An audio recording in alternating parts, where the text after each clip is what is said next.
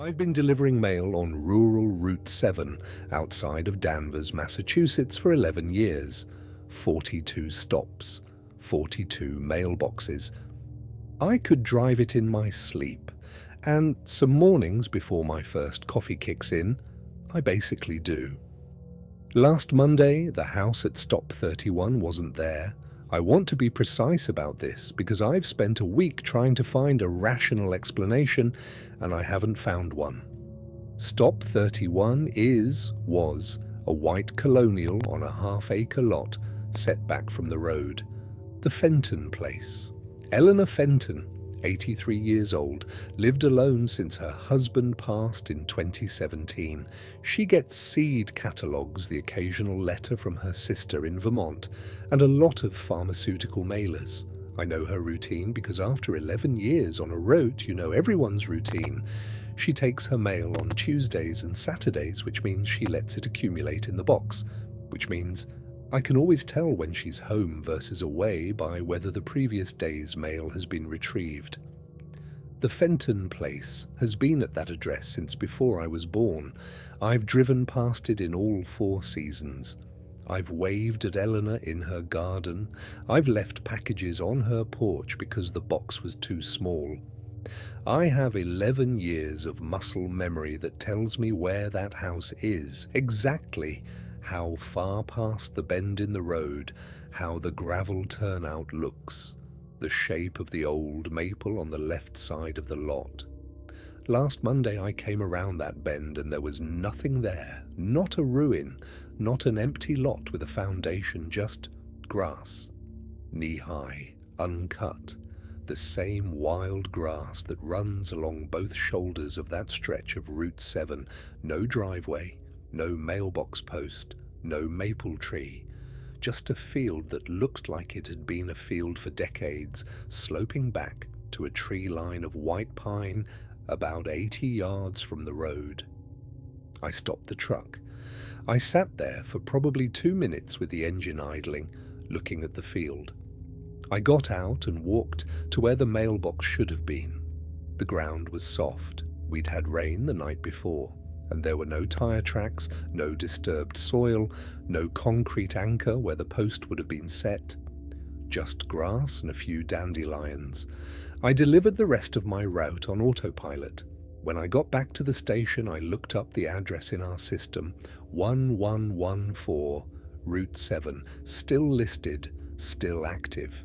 Eleanor Fenton, still a customer, no forwarding address filed, no hold request, no change of delivery instructions. I told my supervisor, Deb, that I thought there might be an issue with Stop 31. I didn't say what the issue was. Deb has the energy of someone who has been managing a rural post office for 20 years and has no patience for things that complicate her afternoon. I said the delivery point might need to be re-verified. She said she'd look into it. On Tuesday, I drove Route 7 again. The house was back. I want to be careful here because I know what this sounds like, but it was there. White colonial, gravel turnout, old maple, porch with the green metal chair where Eleanor sits in the summer. Everything exactly as I remembered it. Eleanor's Monday mail was sitting in the box, uncollected. I added Tuesday's mail on top of it the way I always do. I didn't get out of the truck. I didn't knock on the door. I told myself that whatever had happened on Monday, fatigue, a wrong turn, some kind of cognitive lapse, it was over, and the sensible thing was to continue my route and not think about it. What I keep coming back to is the grass. If a house is demolished, there's a process. Permits, debris hauling, the soil gets churned and compressed by machinery. You don't get knee-high wild grass the next morning. That kind of growth takes years at minimum. What I saw on Monday wasn't an empty lot.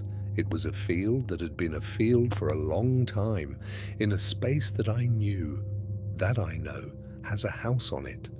I talked to my neighbor Glenn, who's lived in Danvers his whole life, about the Fenton place, casually. I asked if he knew it. He said he knew Eleanor, that she was a fixture at the library fundraisers. He said the house had been in her family since the 50s. He did not say anything that suggested the house had ever not been there. On Thursday, I drove the route again. Stop 31, the house was there. Mail in the box from Tuesday and Wednesday, uncollected. I added Thursday's mail. 3 days of build-up now. Eleanor always takes her mail on Tuesdays and Saturdays. She hadn't touched it since before Monday. On Friday, I finally knocked on the door. Nobody answered. The green chair on the porch was where it always is. Through the window beside the door, I could see the hallway, coat rack, console table, the edge of a braided rug. Everything looked ordinary. Everything looked like a house that was lived in. I called the Danvers non-emergency line when I got home. I explained that I was a mail carrier and one of my elderly customers hadn't retrieved her mail in over a week. They said they'd do a wellness check. An officer called me back Saturday evening.